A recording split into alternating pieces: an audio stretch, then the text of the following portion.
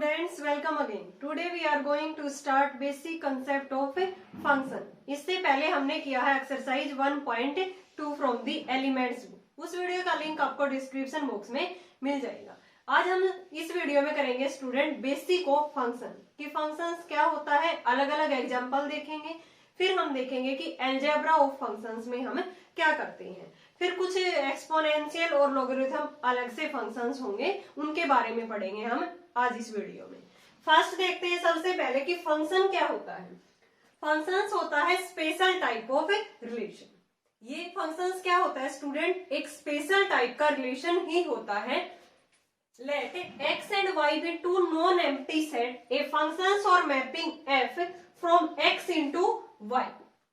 एक मैपिंग होती है फ्रॉम x into में y written as f x to y is a rule by which each element x belong to x is associated to a unique element y belong to y. Then f is a functions of x to y. Functions क्या होता है student, जो भी हम यहाँ पे functions लेंगे x to y mapping बनाएंगे, ठीक है. तो x वाले सेट को हम बोलते हैं domain of the functions, y वाले सेट को बोलते हैं हम कोडोमेन. और इसके जो एलिमेंट यहाँ से इस वाले से जहाँ पे रिलेट होते हैं, the functions f related with x वाले एलिमेंट से जो y के एलिमेंट रिलेट करते हैं, तब जो इसमें एलिमेंट आते हैं उस सेट के अंदर उसको हम रेंज बोलते हैं. और रेंज क्या होती है, सबसेट ऑफ द कोडोमेन.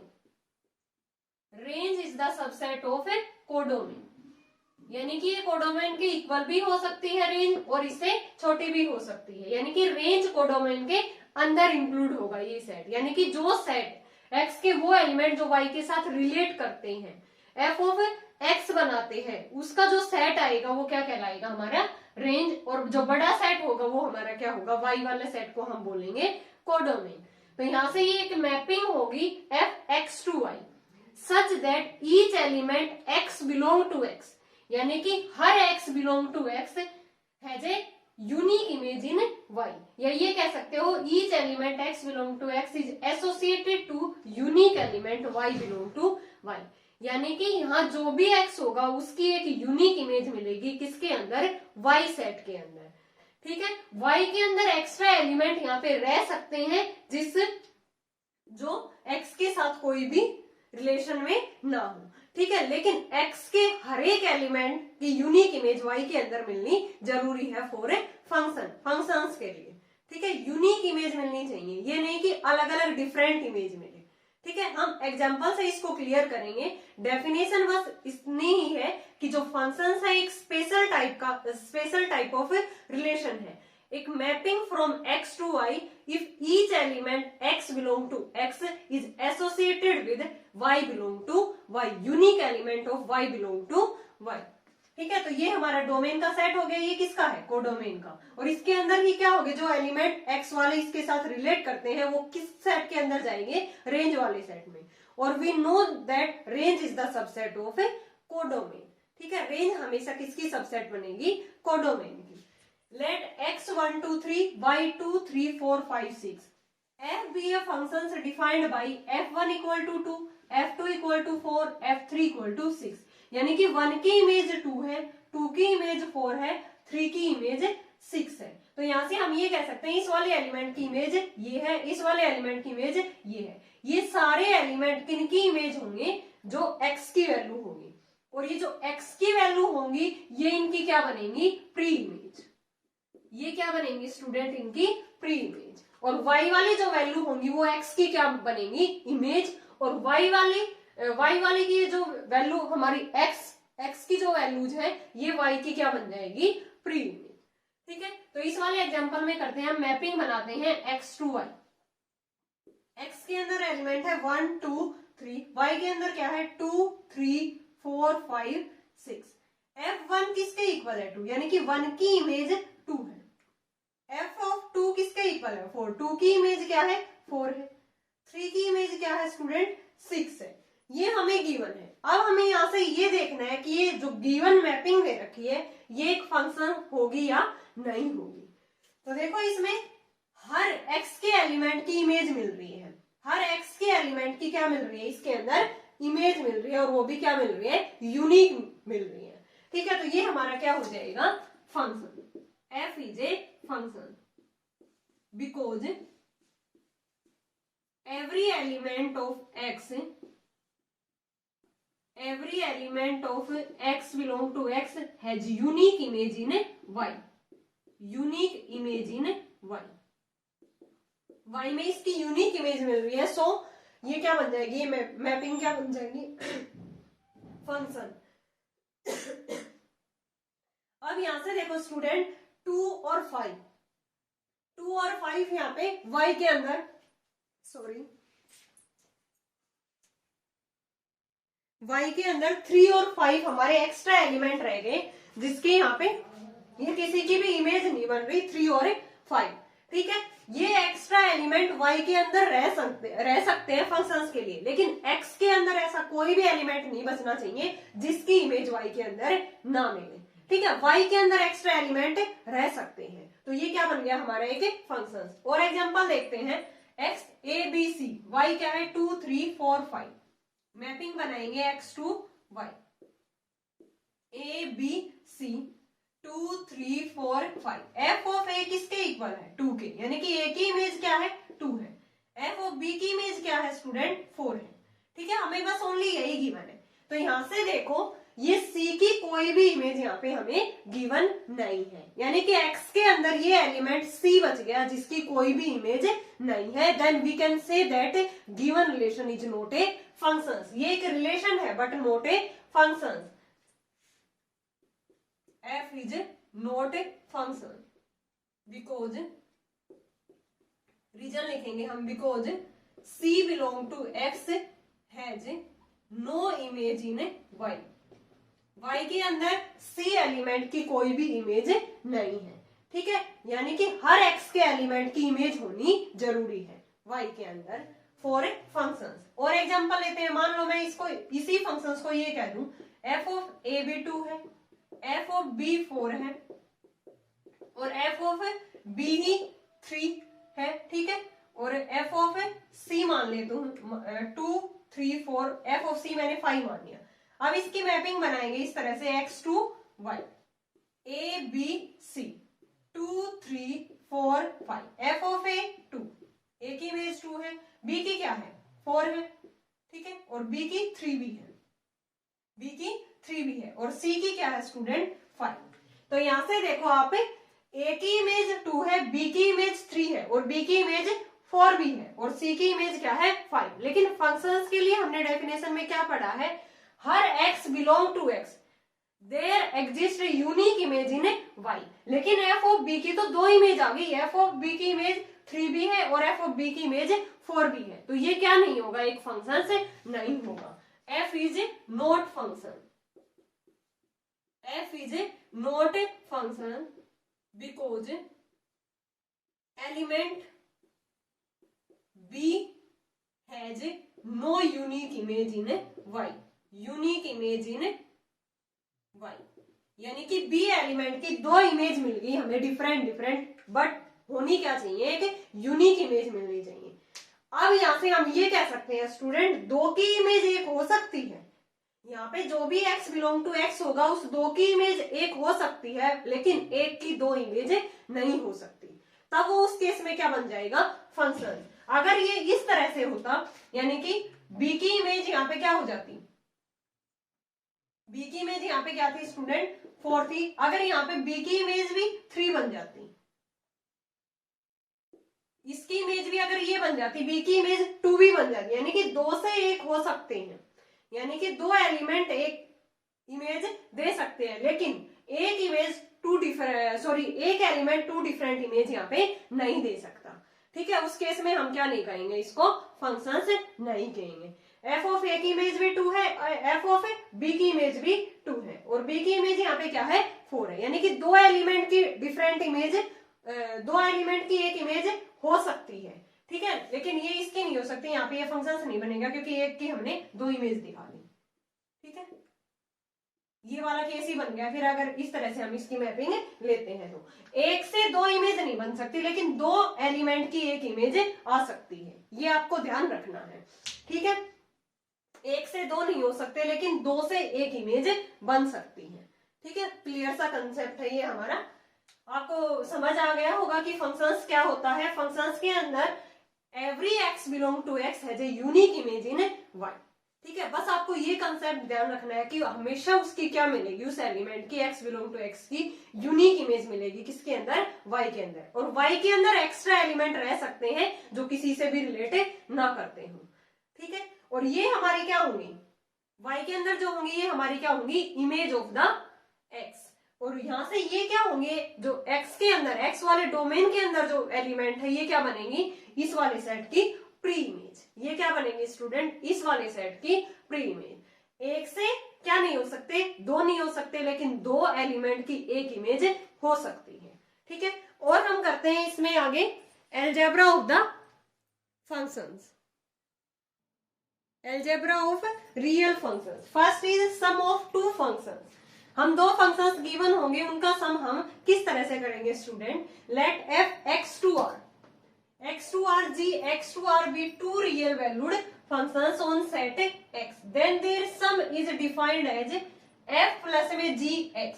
तो किस तरह से कर देंगे, f के ऊपर ऑपरेट x अलग से कर देंगे, g के ऊपर अलग से, f x प्लस में g x for all x belong to x।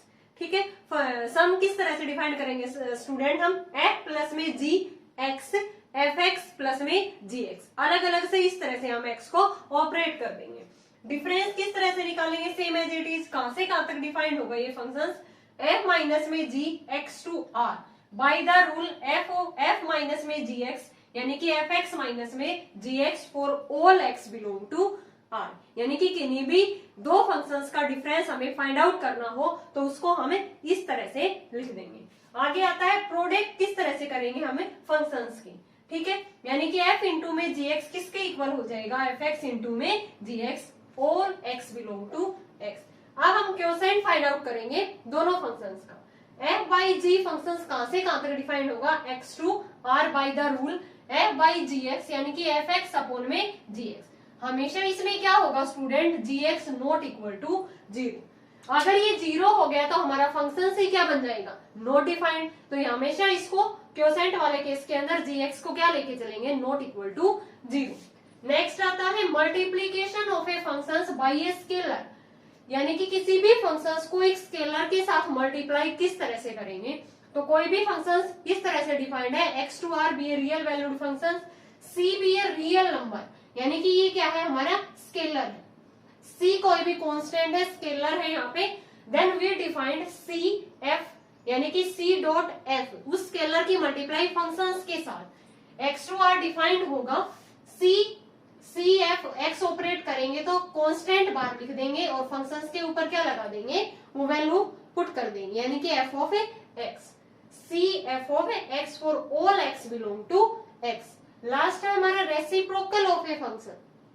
कोई भी फंक्शन f है, देन उसके रेसिप्रोकल को हम किस तरह से डिफाइन करेंगे स्टूडेंट, उसको क्या लिखेंगे, वन अपॉन में f as a function from x minus में x such that f x equal to zero, यानी कि x वाले सेट में से वो हम माइनस कर देंगे जहां पे ये क्या हमारा फंक्शंस क्या होता हो, जीरो, क्योंकि वन अपॉन में जीरो फिर से क्या बन जाएगा, नॉट डिफाइंड। तो इस वाले केस में हम करेंगे यहाँ से कि जो फंक्शन से डिफाइंड होगा वो कहां से होगा, x माइनस में x such that f x equal to zero. X वाले सेट में से वो एलिमेंट बाहर कर देंगे जहां पे हमारा फंक्शन क्या बनता हो, जीरो।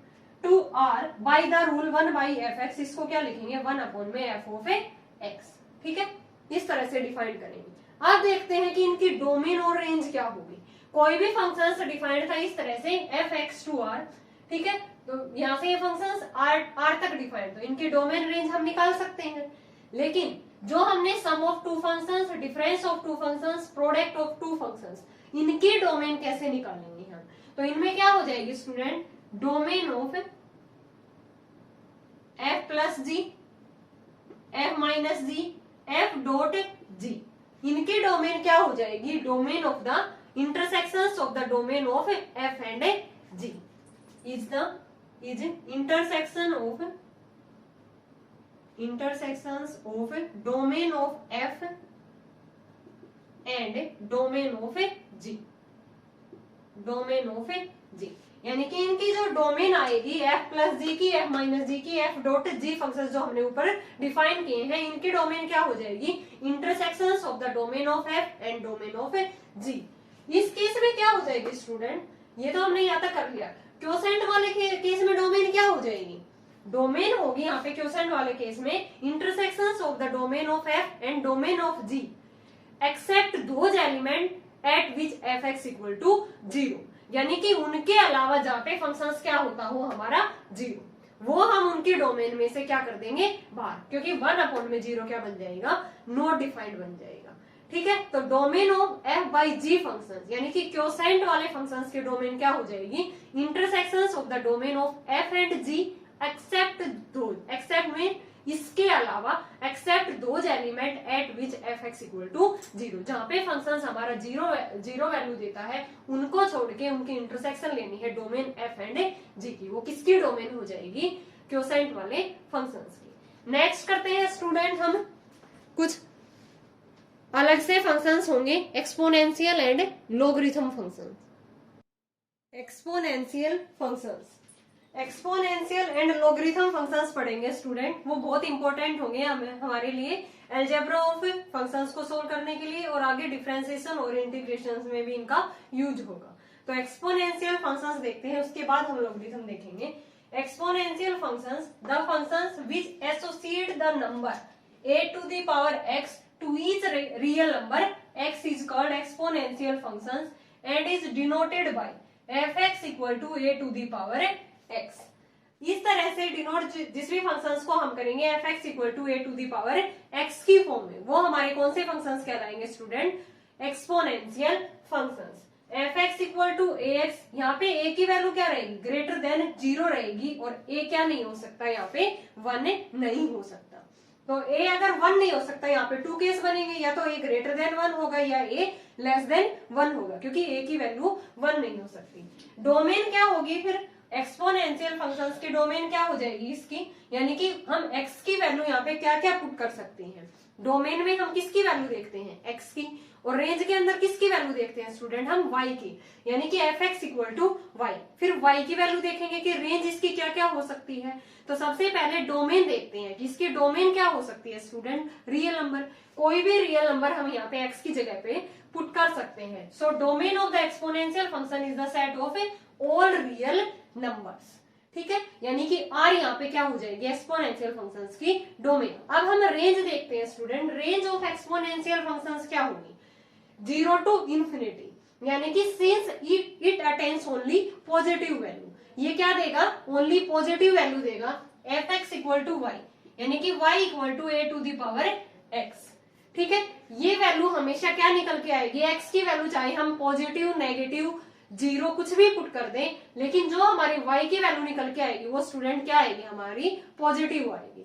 ठीक है, a does not equal to 1, a को हमें 1 नहीं लेना है, तो ये सारी की सारी वैल्यू जो y की वैल्यू आएंगी वो हमारी क्या आएंगी, पॉजिटिव वैल्यू जाएंगी। सो उसको हम लिख सकते हैं 0 to infinity. Range of the exponential functions is 0 to infinity. अब हम देखते हैं, दो केस बनेंगे हमारे पास, a does not equal to 1 है, या तो a ग्रेटर देन 1 होगा, या क्या होगा, 0 से 1 के बीच में लाई करेगा, 0 से 1 के बीच में क्या लाई करेगा ये, क्योंकि ये हमारा जो fx है ये क्या रहेगा, पॉजिटिव वैल्यू देगा, तो 0 से कम तो होगा नहीं हमारा, तो 0 से 1 के बीच में दो केस बन गए। अब a ग्रेटर देन 1 है, तो यहां से अगर fx था हमारा a to the power x और a नॉट इक्वल टू 0, और a की वैल्यू हमेशा क्या रहेगी, ग्रेटर देन 0 रहेगी, तो 0 से 1 के बीच में बनेगा दूसरा केस। ठीक है, तो यहां से देखो, अगर a की वैल्यू 1 से बड़ी है तो x इंक्रीज करेंगे, तो a की पावर x भी क्या होगी, इंक्रीज करेगी।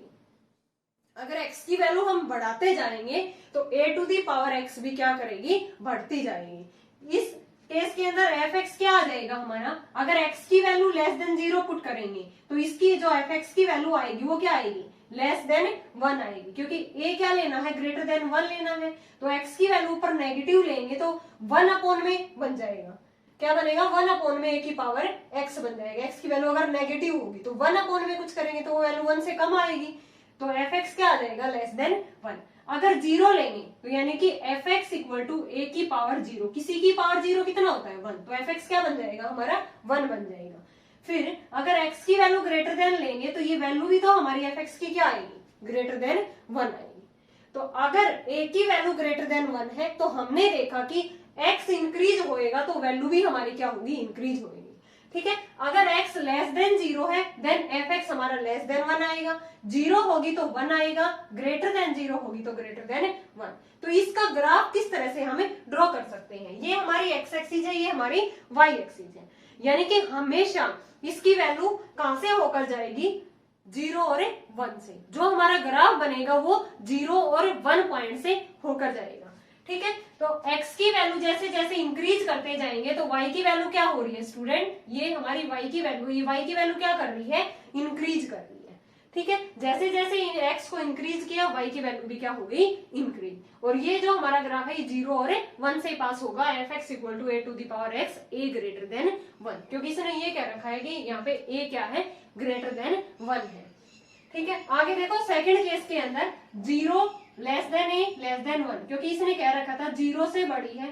ठीक है, 1 हो नहीं सकती तो a लेस देन 1, 0 से 1 के बीच में वैल्यू रहेगी तब हमारा फंक्शन क्या करेगा, as value of x increasing. जैसे जैसे हम इस केस के अंदर f x equal to a to the power x हमारा फंक्शन है, एक्स को इंक्रीज करेंगे तो a to the power x क्या करेगा, डिक्रीज करेगा। इस केस में अगर हमारी किसकी वैल्यू, ए की वैल्यू 0 से 1 के बीच में रहेगी तो जैसे जैसे x को इंक्रीज करेंगे f x equal to a to the power x क्या करेगा, डिक्रीज करेगा। ऊपर वाले में क्या कर रहा था स्टूडेंट, इंक्रीज कर रहा था। तो जैसे जैसे हम यहाँ पे x की वैल्यू इंक्रीज करेंगे, ये है हमारे, तो ये क्या करेगा हमारा, डिक्रीज करेगा। ये क्या करेगा, हमारा फंक्शन से डिक्रीज करेगा, और उसमें क्या कर रहा था, ये इंक्रीज कर रहा था। तो एफ एक्स क्या हो जाएगा, यहाँ पे एफ एक्स ग्रेटर देन 0 है तो x लेस देन 0 पे फंक्शन था हमारा f x equal to a to the power x, और a की वैल्यू लाई कर रही थी 0 से 1 के बीच में। तो x की वैल्यू लेस होगी, जैसे जैसे x की वैल्यू लेस होगी तो फंक्शन क्या आएगा हमारा, ग्रेटर देन 1 आएगा। इससे उल्टा होगा, x इक्वल टू 0 पे तो 1 आता ही है किसी की पावर 0 करने में, x लेस देन 0 पे ये क्या करेगा, सॉरी x ग्रेटर देन 0 पे फंक्शंस क्या होगा हमारा, लेस देन 1 रहेगा। इससे जस्ट अपोजिट होगा। और इसका ग्राफ ये होगा, जैसे जैसे फंक्शंस के अंदर x इंक्रीज होगा वैसे वैसे f x equal to a to the power x क्या करेगा, डिक्रीज करेगा व्हेन a किस किस के बीच में लाई करता है, 0 less than a less than 1। तो ये था हमारा एक्सपोनेंशियल फंक्शन स्टूडेंट। ठीक है, इसकी हमने डोमेन देख ली, रेंज देख ली, और 2 केसेस बन गए, when a does not equal to when 1 then either a greater than 1 और a लेस देन 1, और a की वैल्यू क्या रहेगी, हमेशा ग्रेटर देन 0। तो एक केस बन गया था a ग्रेटर देन 1, दूसरा क्या बन गया था 0 less than a less than 1। ठीक है, इन दोनों के लिए हमने ग्राफ देख लिया। अब करते हैं स्टूडेंट हम लोगरिथम फंक्शन। एक common exponential function e to the power x भी होता है स्टूडेंट, जिसका कॉमन बेस क्या होता है, 10 होता है। F x equal to e to the power x, इसका कॉमन बेस क्या होगा, यहाँ पे 10 होगा। तो इस वाले फंक्शंस का जो ग्राफ है वो कैसे होगा, कैसे हम ड्रॉ करेंगे, जैसे हमने f x equal to a to the power x, यानी कि f x equal to e to the power x का जो ग्राफ है वो किसके जैसा होगा, f x equal to a to the power x when a greater than 1, और f x equal to e to the power minus x का graph है वो किसके जैसा ही होगा, f x equal to a to the power x when 0 less than a less than 1। और जो e की वैल्यू है वो हमेशा किस किस के बीच में लाई करेगी स्टूडेंट, 2 से 3 के बीच में। एक्सपोनेंशियल e की जो वैल्यू होती है वो 2 और 3 के बीच में लाई करती है। अब हम देखते हैं कि लॉगरिथम फंक्शंस कौन सा होता है। If a greater than 0, a does not equal to 1, then logarithm functions is defined as f x equal to log a to the power x। x हमेशा क्या रहेगी यहाँ पे, ग्रेटर देन 0, और एफ एक्स को क्या लेते हैं हम, y। तो ये रिलेशन किसके इक्वल टू हो जाएगा, ये a की पावर में चला जाएगा, a टू दी पावर किसके इक्वल हो गया, x की। a टू दी पावर किसके, a to the power y किसके इक्वल टू आ गया, x के। यानी कि इस फॉर्म से हम ये वाली फॉर्म में लिख सकते हैं। अब domain of logarithm function is the set of all non negative real number. इसकी डोमेन क्या होगी, लोगरिथम फंक्शंस की डोमेन क्या होगी, set of all non negative real number, यानी कि 0 to इंफिनिटी। हमने एक्सपोनेंशियल में क्या देखा था, उसकी डोमेन क्या थी, रियल नंबर, ठीक है, और रेंज क्या थी उसकी, नॉन नेगेटिव रियल नंबर। इसमें उल्टा होगा, इसकी डोमेन हो जाएगी non negative real number but range is A R real number. अब दो ही केस बनेंगे, क्योंकि इसने क्या रखा है, ये डज नॉट इक्वल टू 1, या तो ए 1 से बड़ा होगा या 0 से 1 के बीच में लाई करेगा, क्योंकि इसने ये भी कह रखा है ये किससे भी बड़ा होगा, 0 से। तो a ग्रेटर देन 1 होगा, तो जैसे जैसे x इंक्रीज करेगा तो वैल्यू ऑफ एफ एक्स भी क्या करेगी, इंक्रीज करेगी। जैसे जैसे हम यहाँ पे x की वैल्यू को बढ़ाएंगे तो एफ एक्स क्या करता जाएगा, इंक्रीज करता जाएगा। फिर यहाँ से 0 से 1 के बीच में होगा तो एफ एक्स क्या बन जाएगा हमारा, अगर x की वैल्यू यहाँ पे 0 से 1 के बीच में होगी तो फंक्शंस क्या आएगा, लेस देन 0। 1 के ऊपर फंक्शंस क्या बन जाएगा, 0 ही बन जाएगा। x ग्रेटर देन 1 होगा तब वैल्यू हमारी फंक्शंस की क्या आएगी, ग्रेटर देन 0। इसका ग्राफ किस तरह से होगा, ये x एक्सिस और ये y एक्सिस है। जैसे जैसे x इंक्रीज करेगा तो y x means sorry f x, y equal to f x भी क्या कर रहा है, इंक्रीज कर रहा है। ये हमारा किसका ग्राफ होगा, लोग किसका ग्राफ होगा student, log a to the power x का, व्हेन a ग्रेटर देन 1 होगा, ठीक है। और ये वैल्यू कहां से लाई करती हुई जाएगी, 1 to 0, ठीक है, वो कहां से जा रही थी, 0 और 1 के बीच में। अब दूसरा केस लेते हैं, 0 less than a less than 1। जैसे जैसे x इंक्रीज करेगा एफ एक्स क्या करेगा, डिक्रीज करेगा। जैसे जैसे x यहाँ पे इंक्रीज करते जाएंगे एफ एक्स क्या होता जाएगा, डिक्रीज होता जाएगा, ठीक है, इस तरह से। तो log a to the power x equal to f x, 0 से 1 के बीच में अगर x की वैल्यू होगी तो ये क्या वैल्यू दे देगा, ग्रेटर देन 0। यहाँ पे क्या दे रहा था, लेस देन, इससे उल्टा हुआ, x इक्वल टू 1 पे दोनों क्या रहेंगे, 0। x ग्रेटर देन 1 है तो ये क्या हो जाएगी, लेस देन, क्योंकि इंक्रीज कर रहा है तो डिक्रीज करता है एफ एक्स। और 1 से 0 से ये होता हुआ हमारा ग्राफ जाएगा, जैसे जैसे x को इंक्रीज किया एफ एक्स क्या कर गया हमारा यहाँ पे, डिक्रीज कर गया, ठीक है। ये था हमारा लॉगरिथम फंक्शन। अब हम कुछ फंक्शंस के टाइप पढ़ेंगे student, one one functions, onto functions, many one, into function. Into functions, if functions f x y is said to be an into functions if there exists at least one element y belong to y which has no pre-image in the set x। हमने functions की definitions पढ़ी, तब भी देखा था student कि y के अंदर एक्स्ट्रा एलिमेंट रह सकते हैं जिनकी कोई भी प्री इमेज ना हो x के अंदर। तो इस टाइप के फंक्शंस को हम क्या बोलेंगे, इनटू फंक्शंस। देखो a की इमेज 1 है, b की इमेज 2 है, c की इमेज 4 है, लेकिन 3 यहाँ पे एक ऐसा एलिमेंट रह गया जिसकी यहाँ पे x के अंदर कोई भी प्री इमेज नहीं है। इस टाइप के फंक्शंस को हम क्या बोलेंगे स्टूडेंट, इनटू फंक्शंस, ठीक है। आगे देखते हैं onto functions. Onto functions को हम सर्जेक्टिव फंक्शंस भी बोलते हैं। Other name of onto functions is surjective functions. इसमें क्या होता है student, a functions f x to y is said to be an onto functions. Every element y belong to y has at least one pre-image x belong to x। यानी कि onto functions वो होगा जिसके अंदर y के अंदर ऐसा कोई भी एलिमेंट नहीं रहना चाहिए जिसकी प्री इमेज x के अंदर ना मिले, ठीक है। और इसमें क्या था, इसकी y के अंदर एक आधा एक्स्ट्रा एलिमेंट रह सकता है जिसकी कोई भी प्री इमेज ना हो, ठीक है, लेकिन इसमें उनकी प्री इमेज होनी जरूरी है, उनकी यहाँ पे प्री इमेज होनी जरूरी है, कम से कम at least one pre image x belong to x। जैसे 1 की प्री इमेज a है, 2 की प्री इमेज b है, 3 की प्री इमेज c भी है और 3 की प्री इमेज d भी है।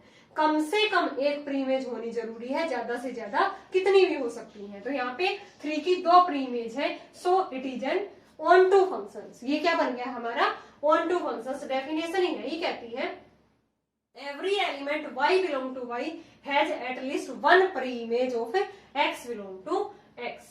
on to functions में क्या होता है, f of x equal to y, x to y अगर on to है तो वहां पे जरूरी होगा कि if and only if range of f किसके इक्वल होगा, y के।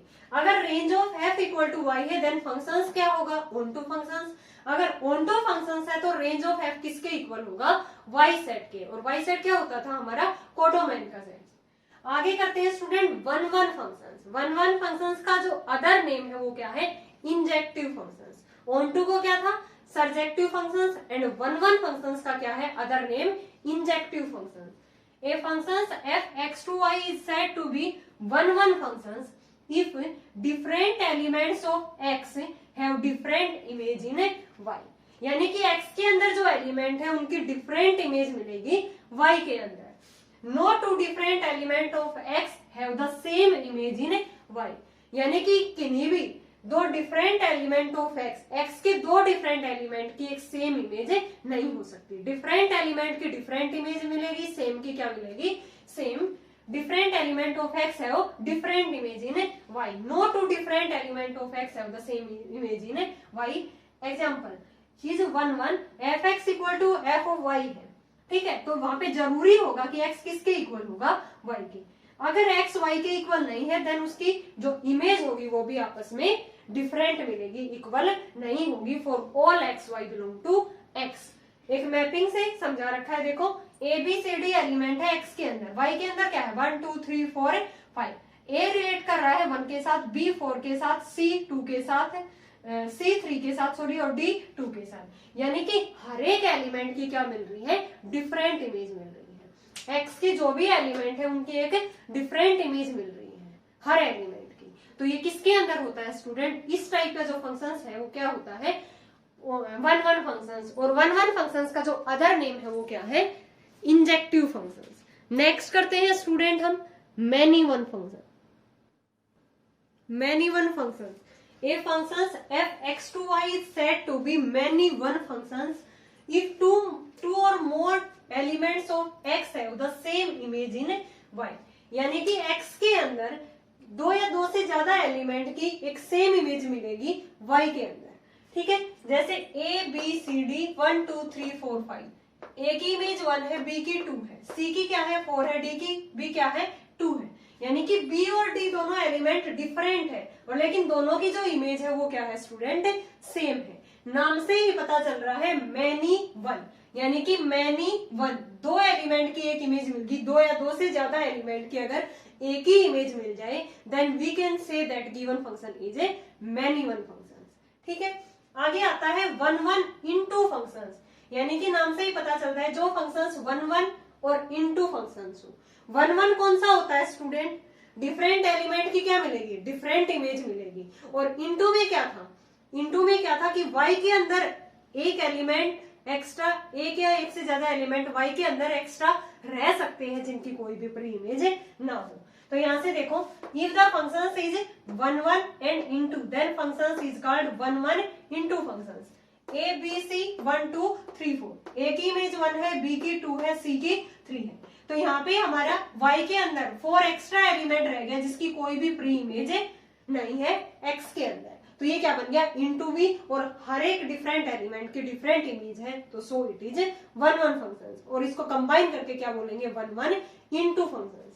आगे आता है one one onto function, जो हमारा फंक्शंस वन वन भी हो ऑन टू भी हो, this functions is also called bijection functions. क्या बोलते हैं student, bijection functions. If the functions is 1 1 onto then functions is called 1 1 onto functions. A function is said to be 1 1 onto या bijection function if f(x) equal to fy। अगर दोनों की image same है तो दोनों एलिमेंट भी क्या होंगे, same. For all y belong to y there exists x belong to x such that f(x) equal to y। ये किस वाले फंक्शंस के डेफिनेशन है, हमारी ऑन टू फंक्शंस की, कि all y belong to y, y there exists x belong to x such that f(x) equal to y। यानी कि डिफरेंट एलिमेंट के डिफरेंट इमेज है। जैसे a की इमेज क्या है 1 है, b की क्या है 2, c की 4 है, d की क्या है 3 है। यानी कि हर एक एलिमेंट की अलग अलग इमेज मिल रही है हमें, ठीक है। ये कौन सा फंक्शन हो जाएगा स्टूडेंट, हमारा one one onto function, and this function is also called a bijection function. आगे पढ़ते हैं हम many one into and many one onto functions. Many one into functions, if the functions f(x(2y) is many one और into functions. नाम से ही पता चल रहा है कि जो फंक्शंस मैनी वन भी हो और into functions. Many one means दो एलिमेंट की एक इमेज मिल जाए, और इनटू में क्या बताया था, y के अंदर एक एक्स्ट्रा एलिमेंट या एक से ज्यादा एक्स्ट्रा एलिमेंट रह सकते हैं जिसकी कोई भी प्री इमेज ना हो। ठीक है, in this case at least one element y belong to y has no pre image. कम से कम एक एलिमेंट y के अंदर ऐसा रह सकता है जिसकी कोई भी प्री इमेज ना हो। जैसे a b c d 1 2 3 4 many one, यानी कि 2 की एक इमेज मिल गई, ए की भी 1 है, बी की भी 1 है, सी की 2 है, डी की 3 है। मैनी 1 और इंटू के लिए क्या हो जाएगा, y के अंदर कम से कम एक एक्स्ट्रा एलिमेंट रह गया जिसकी कोई भी प्री इमेज x के अंदर ना हो। So this function is called many one into function. फिर आता है लास्ट हमारा student many one onto, जो फंक्शंस मैनी वन भी हो और ऑन टू फंक्शंस भी हो। If the functions f x to y is many one and onto functions, this functions is called many one onto functions. In this case, each element of y has at least one pre-image. onto में क्या होता है, हर y की कम से कम एक pre-image होना जरूरी है। ठीक है, a b c d 1 2 3 a का रिलेशन है f के साथ। ठीक है, a की इमेज है 1, b की इमेज 2 है, c की भी क्या है 2 है, क्योंकि मैनी वन। ठीक है, डी की इमेज भी क्या है 3। अब ऑन टू भी होना चाहिए, मैनी वन के साथ साथ क्या होना चाहिए ऑन टू के लिए हर वाई के एटलीस्ट वन प्री इमेज मिलनी जरूरी है। और इनटू के केस में एक एलिमेंट वाई के अंदर ऐसा रह सकता था जिसकी कोई भी प्री इमेज ना हो। ठीक है, कम से कम एक एलिमेंट ऐसा रह सकता था। इसमें कम से कम मतलब कि हर एलिमेंट की कम से कम एक प्री इमेज जरूर मिलेगी। तो 2 की 2 प्री इमेज मिल रही है, यहाँ से 2 की बी भी मिल रही है, 2 की सी भी मिल रही है। So this function is called many one onto function. Okay student, ये कुछ बेसिक था हमारे पास फंक्शंस का और फंक्शंस के टाइप का। नेक्स्ट वीडियो में हम करेंगे exercise 1.3 from the elements book. I hope आपको ये बेसिक कंसेप्ट हमने क्या क्या पढ़ा है इसके अंदर आज वाली वीडियो के अंदर, कि फंक्शंस क्या होता है, फंक्शंस की डेफिनेशन देखी है। उसके बाद हमने देखा है algebra of the real functions. फिर उसके बाद देखा था हमने exponential functions and logarithm functions. और लास्ट में हमने classifications of the functions. Classification में क्या क्या पढ़ा है हमने, many one functions, into functions, onto functions, one one onto functions. One one onto functions को क्या बोला था, बाइजेक्शंस फंक्शन। और ऑन टू फंक्शंस को क्या बोला था, सर्जेक्टिव फंक्शन। फिर लास्ट में हमने many one into functions, many one onto functions पढ़ा है। आई होप आपको ये बेसिक कंसेप्ट क्लियर होंगे। अगर फिर भी आपको कहीं डाउट है देन आप कमेंट सेक्शन में कमेंट करके जरूर पूछिएगा। नेक्स्ट वीडियो में हम करेंगे 1.3 एक्सरसाइज। Thanks everyone.